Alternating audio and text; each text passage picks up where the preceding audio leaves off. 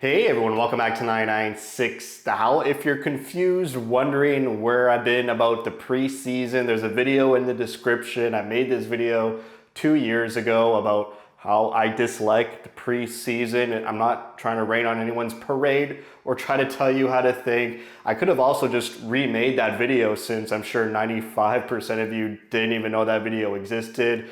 Could have also just watched preseason and made videos to farm views in each of those cases, but seemed a bit disingenuous. So if you're interested on my opinion on preseason, you can go watch that video. And thankfully, Mr. Gary, is shortening preseason to only 4 games next year, and there will be 84 regular season games. Can't wait for that. But let's get into some news. Alex Kerfoot, I don't even think he made it to training camp. They immediately listed him as week to week. A bit concerning. Kerfoot is great on the penalty kill, if not the best penalty killer on the team, next to Kevin Stenlund. He plays in that 4th line role with Stenlund, but he's so versatile. He could go anywhere you want in the lineup. If there's an injury somewhere else in the top 6 or on the 3rd line, your first mode of defense is to put Kerfoot there as a band-aid, see how it goes, and then you look at other options. So he's a bit of a Swiss Army knife that we're missing from the roster. Hopefully it doesn't turn into a scenario like last season where Bukestad and Marino were listed as week to week last year. And then Bukestad, he came into the season on game 9 in late October. Marino missed half the season coming in mid-January. So hopefully Kerfoot is healthy for game 1 against the Avalanche October 9th, I believe. Could probably be totally wrong on that. Next, Cooley and McBain are listed as day-to-day. Unfortunately, Logan Cooley got injured in a preseason game. Who could have seen that coming? Hit from behind by an American Hockey League goon. It's just an unfortunate play, and hopefully it's all precautionary reasons are holding him out. They don't sound serious to coaching staff or Bill Armstrong. They seem pretty high spirits about both McBain and Cooley, just day to day, taking it day by day. Hayden was also listed as day to day earlier in the week, but now he's practicing with the team in a full contact jersey. So hopefully the same thing happens with McBain and Cooley. Yeah, and Liam O'Brien, who I said was week to week last week, he's practicing in a non-contact jersey. So it seems like he's pretty close, maybe a week or 2 away from being fully healthy. Next, we have roster cuts here. 4 prominent prospects are going back to their junior clubs.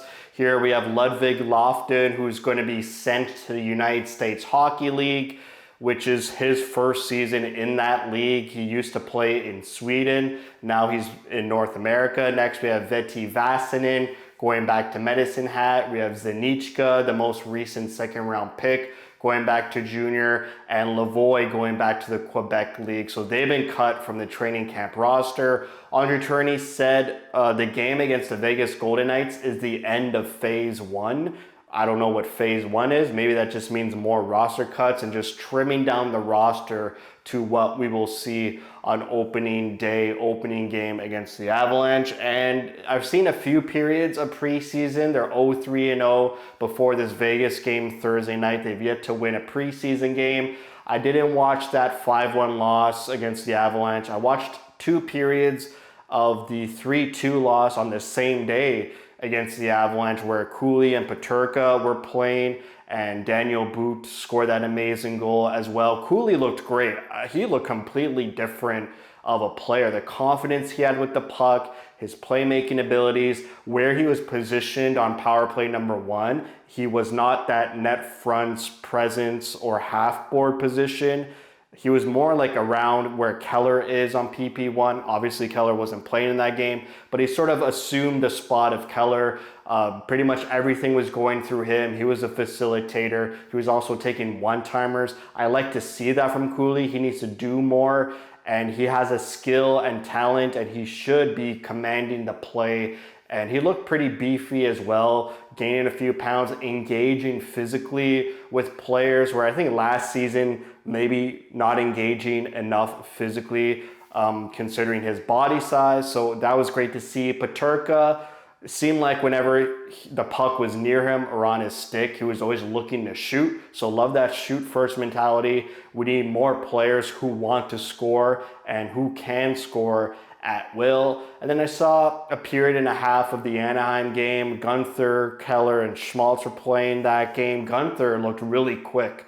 I'm not sure if he worked on that in the offseason or he was just playing against some scrub defenseman on Anaheim, but it seemed like Anaheim had like their full roster. I was pretty sure they were missing like no one up front in their forward core, and obviously the Mammoth got blown out in that game. Anaheim was at home, so they dressed more veterans, but Gunther stood out to me as like, this guy seems quicker, he's playing more in the middle of the ice, he's attacking the net more, so I like to see that from preseason. I'm not going to give too much analysis. Vejmelka let in like 5 goals, and some of them were pretty soft.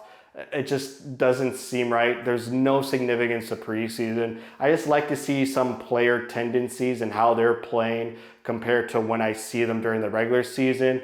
I just noticed like Cooley and Gunther, they seem more improved. They seem to be working on areas that, you know, were blind spots in their game last season. And these are highly touted first round picks. So that's great. You've got to be complete players if you want to reach that elite level. And it's great that those two players, Gunther and Cooley, want to reach that next level. Even though they were 20 goal scorer, Cooley was last year, Gunther almost hit 30, they just want more and they want to elevate. So that's just all great news, and can't wait for the regular season to start, even though it's in like 2 weeks. We still got like 4 more preseason games to get through. But that's it for me. Thanks for watching. If you like what you see, spread the word.